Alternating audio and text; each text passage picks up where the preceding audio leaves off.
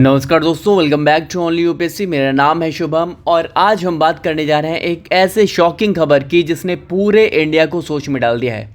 दोस्तों, आप सभी जानते हैं कि रसिया यूक्रेन वार को शुरू हुए अभी ऑलमोस्ट 3 इयर्स के आसपास हो गए और आज भी ये जो वॉर है वो जो है रुकने का नाम नहीं ले रहा है ना।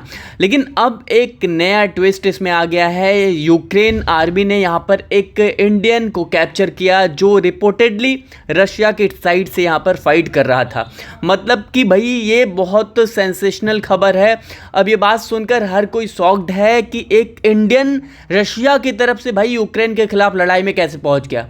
चलो स्टेप बाय स्टेप समझते हैं और इस पूरे मामले को यूपीएससी के लेंस से देखेंगे, जीएस पेपर 2 और जीएस पेपर 3 से कैसे इसे हम लिंक कर सकते हैं। ठीक है, तो चलिए शुरू करते हैं और देखते हैं what exactly happened in Ukraine.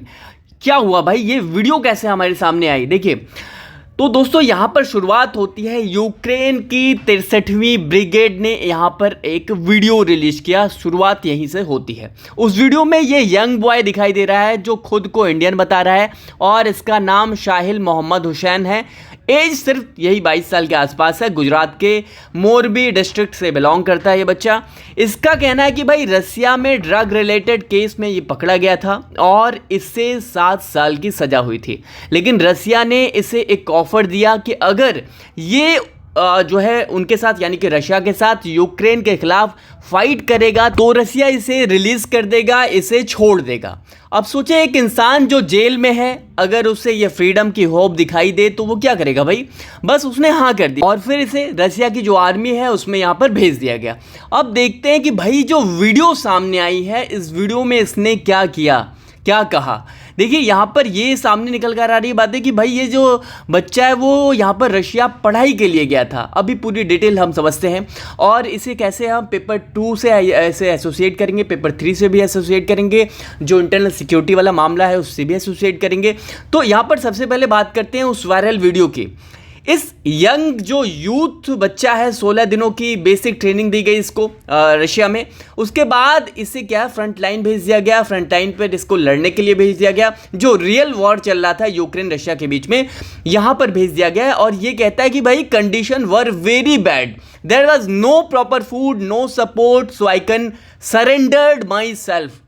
इसने भाई ये कहा कि भाई रसिया ने इसे मनी का प्रॉमिस किया था, पैसे का प्रॉमिस किया था, पर उसे अब तक कुछ नहीं मिला है। वीडियो में वो काम होकर ये बातें क्या है इंग्लिश में बोल रहा है भाई कि कैसे उसे ट्रैप में किया गया, कैसे उसे रसिया की आर्मी में भेजा गया। ये सारी चीज़ें वीडियो में दिख रही हैं। ठीक है, अब इस पर इंडिया का क्या रिएक्शन है वो देख लेते हैं। देखिए यहाँ पर इंडिया का रिएक्शन क्या है इस मैटर में। देखिए यहाँ पर इंडिया की तरफ से भाई यहाँ पर जो हमारी मिनिस्ट्री ऑफ एक्सटर्नल अफेयर्स है, इन्होंने कहा है कि भाई ये जो वीडियो है वो हम क्या है वेरीफाई कर रहे हैं। मतलब चेक किया जा रहा है कि वीडियो ये दिख रहा है, जो वो पर्सन जो दिख रहा है वो सच में क्या इंडियन है या नहीं है। अब इंडिया का कहना है कि भाई यूक्रेन ने अभी तक कोई ऑफिशियल इंफॉर्मेशन शेयर नहीं किया इंडिया के साथ। यानी कि जो भारत की जो विदेश मंत्रालय है, भारत का जो विदेश मंत्रालय है, इसने भी ये कहा कि भाई वो पहले भी रसिया को कई बार बोल चुका है कि भाई इंडियन सिटीजन्स को गलत तरीके से आप रिक्रूट मत करो। क्योंकि अगर इंडियन स्टूडेंट्स जो हैं या वर्कर्स को यहाँ पर फेक जॉब ऑफर देकर वॉर जोन में भेजा जा रहा है तो भाई ये सीरियस कंसर्न है इंडिया के लिए। ठीक है, और कहीं ना कहीं ह्यूमन ट्रैफिकिंग जैसा जो केस है वो भी बनता है, जो सीधा सीधा हमारे जीएस पेपर 3 से एसोसिएट करता है। ठीक है, अब देखते हैं यूक्रेन वर्सेस रसिया, इन लोगों की अलग अलग कहानियां क्या आ रही हैं इस मैटर पर, वो भी अब हम देख लेते हैं। देखिए यहाँ पर भाई देखो, यूक्रेन का कहना है कि भाई ये जो लड़का है वो रशिया की साइड से फाइट कर रहा था, इसलिए हमने इसे पकड़ा है। जबकि रसिया क्या कह रहा है भाई, रसिया कह रहा है कि भाई हम किसी को फोर्स नहीं करते हैं, जो भी हमारे साथ फाइट करना चाहता है वो अपनी मर्जी से आता है। अब दोनों की स्टोरी अलग अलग है, इसलिए कंफ्यूजन बहुत बढ़ गया है। ऑफिशियल अभी तक रसिया ने कोई भी न्यू स्टेटमेंट इसके लिए नहीं दिया है। ठीक है, अब बैकग्राउंड को थोड़ा समझने की कोशिश करते हैं कि क्या ऐसे हालात पहली बार हुए हैं या इससे पहले भी ये सारी चीजें होती रही हैं। दोस्तों, अगर आप ये सोच रहे हो कि भाई ये पहली बार है, तो ऐसा नहीं है। 2023 में भी यहाँ पर कई बार ऐसे केसेस सामने आ चुके हैं जहाँ इंडियंस को जो है फेक जॉब ऑफर करके, फेक जॉब दिखाकर रसिया भेजा गया। कहा गया भी वहाँ पर हम सिक्योरिटी गार्ड की जो जॉब है या फिर आप सपोर्ट स्टाफ की जो पोस्ट है वहाँ पर हम आपको देंगे, लेकिन वहाँ पहुँचने के बाद इनका जो पासपोर्ट है वो ले लिया गया और जो कॉन्ट्रैक्ट है वो साइन करवाया गया कि भाई अब तुम जो रशियन है आर्मी के लिए आप सर्व करोगे, ठीक है। अब मई 2024 में भी इंडियन अथॉरिटीज़ ने 4 लोगों को यहाँ पर अरेस्ट किया था जो इंडियंस को ऐसे फेक जॉब को देकर, फेक जॉब दिलाकर वहाँ पर रशिया वहाँ पर भेजते थे, और कई इंडियंस की यहाँ पर मौत भी हो चुकी है जो कॉम्बैट जोन में फंसे हुए थे, ठीक है। तो अब हम देखते हैं यहाँ पर जियोपॉलिटिकल एंगल क्या बनता है। एक बड़ा सवाल, एक बड़ा क्वेश्चन यहाँ पर रेज ये होता है कि भाई जो रसिया है, रसिया को फॉरेनर्स की ज़रूरत क्यों पड़ रही है। भाई सिंपल रीज़न है यहाँ पर इसका आंसर कि भाई मैन पावर की कमी है। वार इतना लंबा खिंच गया भाई कि अब रसिया को सोल्जर्स की शॉर्टेज फेस करनी पड़ रही है, इसलिए वो एशिया, अफ्रीका या फिर लैटिन अमेरिका से क्या कर रहा है, लोगों को यहाँ पर जोड़ा अपनी आर्मी में।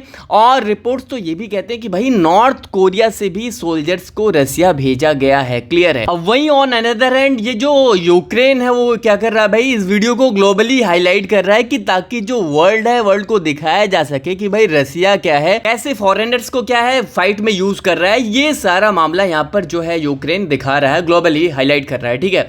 अब एक तरफ आप कह सकते हैं कि भाई ये सिर्फ मिलिट्री फाइट नहीं बल्कि इंफॉर्मेटिव वार भी चल रहा है। ये जो इंफॉर्मेशन वाला जो वॉर है वो भी यहाँ पर दिख रहा है, ठीक है। अब लीगल और एथिकल एंगल इससे क्या जुड़ता है वो हम थोड़ा देखने की कोशिश करते हैं।